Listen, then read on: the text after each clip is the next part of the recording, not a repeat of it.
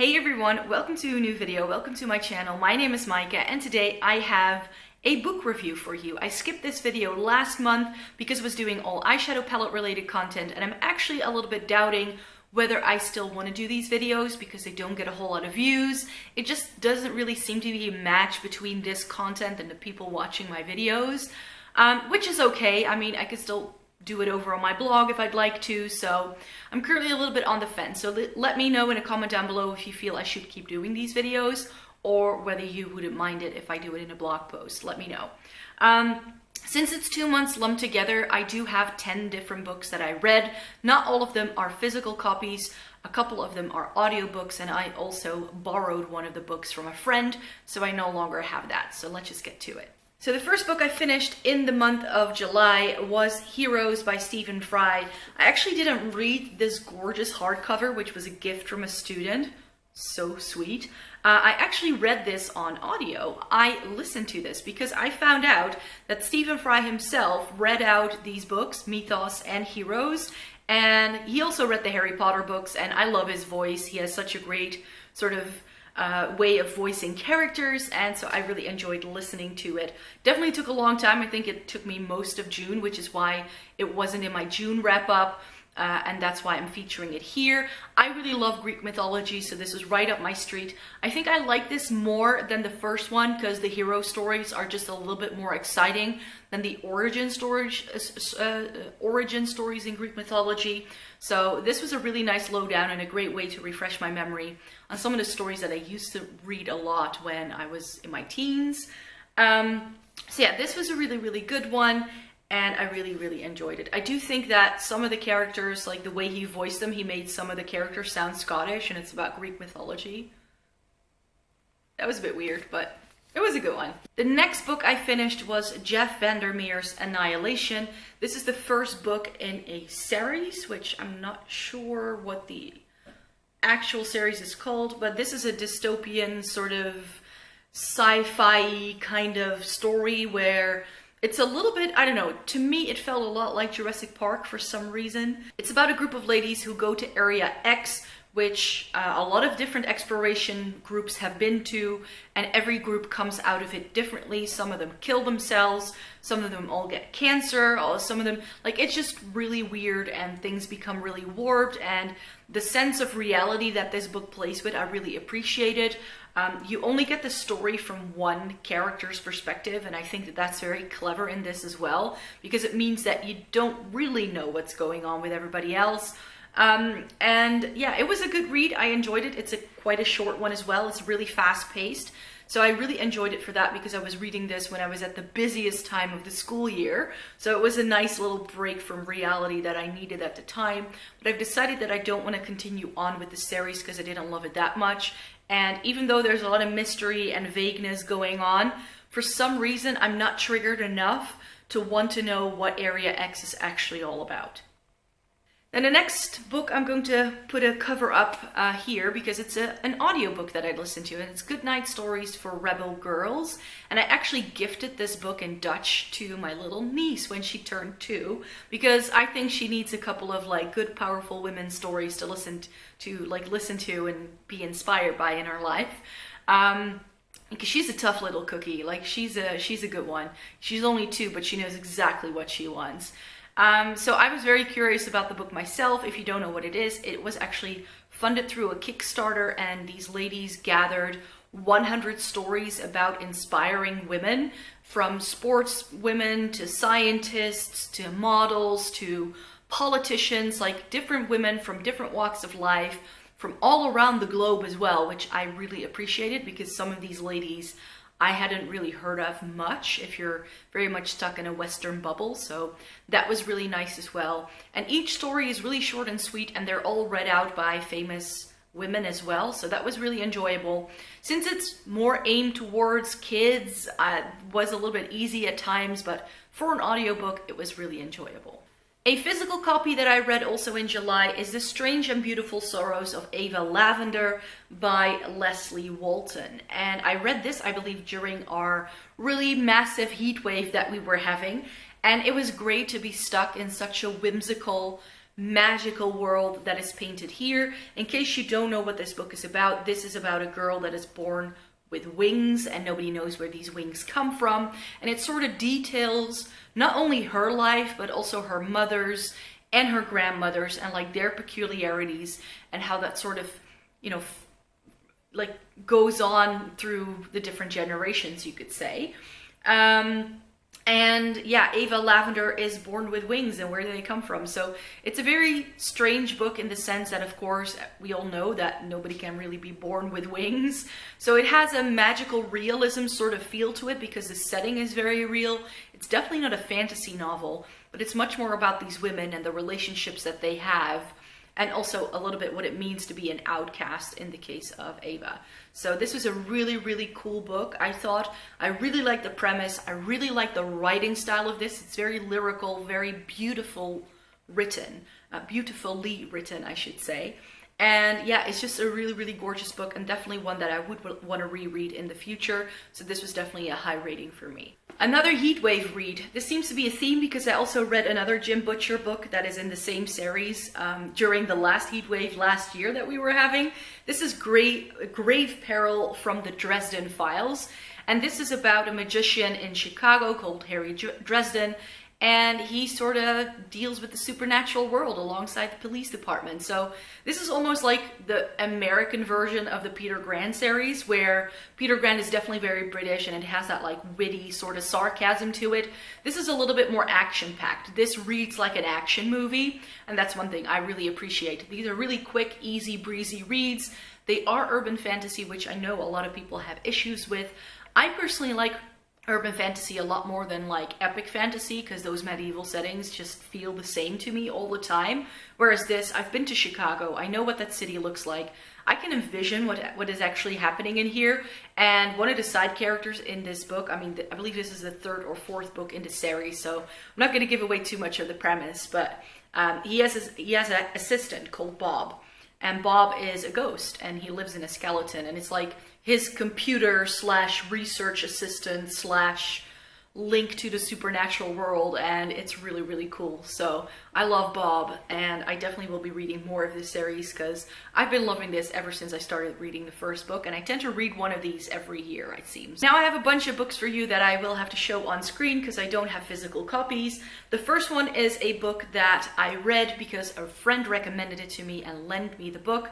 It's called The Rise and Fall of Dodo by Neil Stephenson and Nicole Gallo. And it's a sci-fi, fantasy, historical fiction kind of book that is about the emergence of a new government agency that deals with time travel. So Dodo stands for something like diachronic, whatever. It's a very difficult name. And it's about the two main characters that sort of set this thing up, that do all of the major discoveries at first. It's very science driven, so it's definitely more of a sci-fi, I feel, at its base. But it has great humor. It has a bit of a catch-22 feel. Once this government agency grows, it gets stuck in a lot of red tape, but it also involves magic and witches and time travel. And language peculiarities, which I really enjoy because I'm a linguist at heart. And then also a lot of history, because when they travel back in time, they of course need to know how to speak, dress, and act like the people of that time. So that is why it's a really, really interesting book that packs a lot. It's also 750 pages, which is quite a long story. So I did feel it dragged in certain places. It wasn't definitely a super fast-paced read, but again, for the summer vacation, it was a perfect read. I could really get stuck into it, and I really enjoyed it. Two audiobooks that I listened to. First one is Lost and Found by Brooke Davies. This came up on the recommended audiobooks list on my Storytel app, and I was like, sounds interesting enough. I'll give it a go. And I've been really listening to quite a lot of like contemporary sort of stories on audiobook, because that somehow just really works with the attention span that I have and listening to it. So this is a story about Millie Bird, and Millie is 10, I think, or 8. She's a girl in Australia, which that took me a long time to find out that this story was actually set in Australia. And her mom leaves her in the women's underwear section of a department store. And she tells Millie, like, I'll be back, watch for the gold shoes. So Millie is sitting there watching for the gold shoes, but sadly her mom does not come back. Since she's hidden, the store clerks don't know she's there, so she spends a couple of days in this department store. Alongside, she meets a couple of illustrious elderly people, Carl the Touch typist, and along the way she also meets Agatha. And all three characters are very peculiar. Millie really has that sort of childish curiosity, is looking for explanation, asks why the entire time. She seems to be quite bright, and it's almost as if her mom also decided to get rid of her because of that. Her dad passed away, mom has completely lost her marbles and didn't know what to do anymore, and that's why she left Millie there.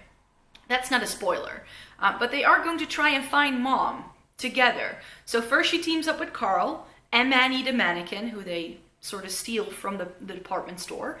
And along the way, she meets Agatha, who is her neighbor across the way. And both Carl and Agatha are like pensioners, like quite old already, especially compared to Millie. And they've had an entire life. And you get their life descriptions and decisions they made and regrets that they have and their peculiarities, which they definitely have. And this trio embarks on a cross-country search for mom. And there's police involved, there's love involved. It's a really strange, weird book that in the end I felt was a little bit wrapped around too nicely. And it almost seemed to have bizarre things just for it to be bizarre as well. So at certain times I really felt it was a bit far-fetched.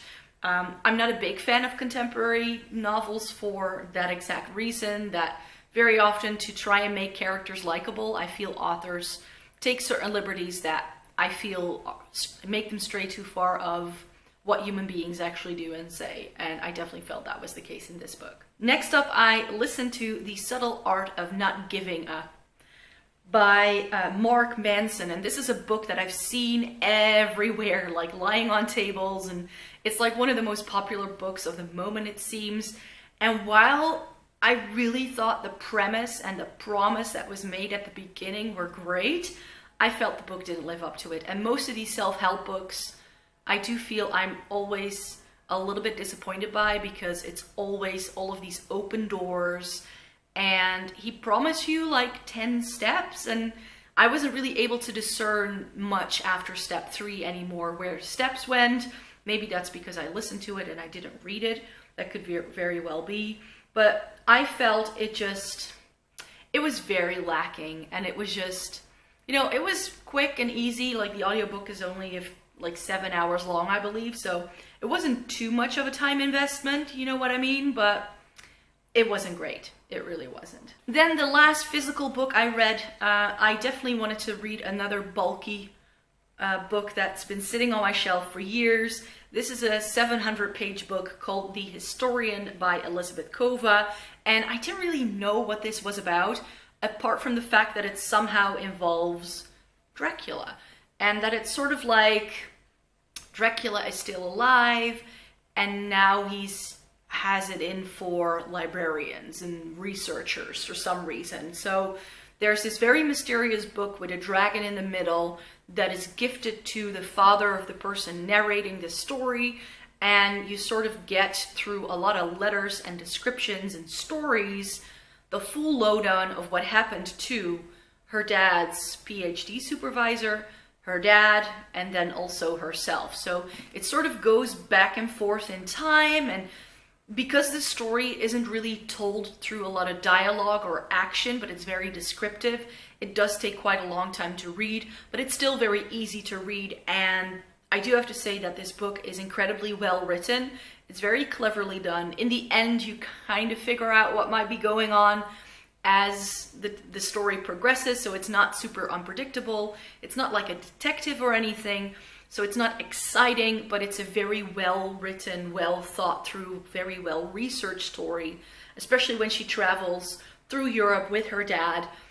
They go certain places, and her dad tells her as well about his travels to Istanbul, and that was so descriptive and so well done that now I would like to go to Istanbul. like that's what this book did. So it was definitely a good one. I really enjoyed it. Dracula is one of my favorite all-time books, so that's why this I knew was going to be a good one. And yeah, I'm very happy I finally got around to it. And then last but not least, another audiobook that I finished right at the end of August is A Gentlewoman's Guide to Murder by Victoria Hamilton. Now, this was a little bit different from what I had expected it to be. I love detectives set in Victorian London. I love it. But I don't mind a little bit of blood and gore, and this book apparently is written by an author who usually writes cozies. I had never heard of that term, but when I started looking into this book and why it was a bit bland and a bit sort of easy, I thought I would look into it a little bit. I enjoyed it quite a bit, but cozies are mystery / detective novels where the main character is a woman who decides to solve a crime, who has no history of solving crimes, but who is somehow miraculously being involved with this. And usually the cases involved are quite mild, as in it's not like a lot of like gory, bloody murders with people slashed all over the place. It's not. And this book, a lot of people who were reviewing this were disappointed in it because they had expected it to be a cozy, but it is definitely about a much more serious topic than just this thing like, oh look, the mailman has been murdered, who could have done it, you know? It's very sort of, that was apparently what a lot of people expected. I had expected it to be a lot worse. We all know that Victorian London was no picnic, so I like a little bit of reality in these kind of stories, and I felt that this was sort of like, in terms of cozy murder stories, it's probably not enough of a cozy, but in case of like a good murder story, I felt it was lacking as well. The main character is, I forget her full name, but she's like a lady of a certain class, and she feels she has to act that way, and at the same time she is trying to save scullery maids from men who want to have sex with underage girls. There's this like ring, and she's starting to figure out what this ring is and who are involved. And at the same time that she has just saved a scullery maid from a certain man, just hours later he is discovered dead. And of course nobody knows who her true identity is because she's doing this as the Avengeress. And then she is sort of blamed as the Avengeress for this murder by the press. So on the one hand, she's trying to keep a secret, but on the other hand, she's also trying to clear her name. And it's like intricate, but I felt that continuously the book had to stress the role of women and how the main character wants to be able to make up her own mind and not be controlled by the men of her life. So rather than this solving a mystery, it was also much more about her battle with men and trying to be an independent woman in a day and age where that was not accepted. So I felt it was doing too much of that sort of commentary where it would just sometimes completely take away from the original plot line, and I felt that that was just a little bit lacking. And it was still enjoyable, but apparently this is an entire series, and again, I have no interest in continuing this. It was just a bit bland. So those are all the 10 books that I read in July and August. That's a little bit more than I usually read because usually I get to like 4 or 5, like 3, 4. That's like my usual mojo. So I'm really happy that I was able to read it a little bit more. Of course, it was summer break, so a lot of free time on my hands, and I like to read. So that was definitely great. And yeah, let me know in a comment down below if you would like me to continue doing these videos, or if you're like Micah, just stick to beauty content on here. I'll go to your blog to read your book reviews. It's all fine by me. I really don't mind. In the meantime, though, I will be back with a beauty-related video very, very soon. So I hope you would like to stay tuned for that. Subscribe to my channel to be notified of when I post new videos. And I hope to see you in my next video. Bye!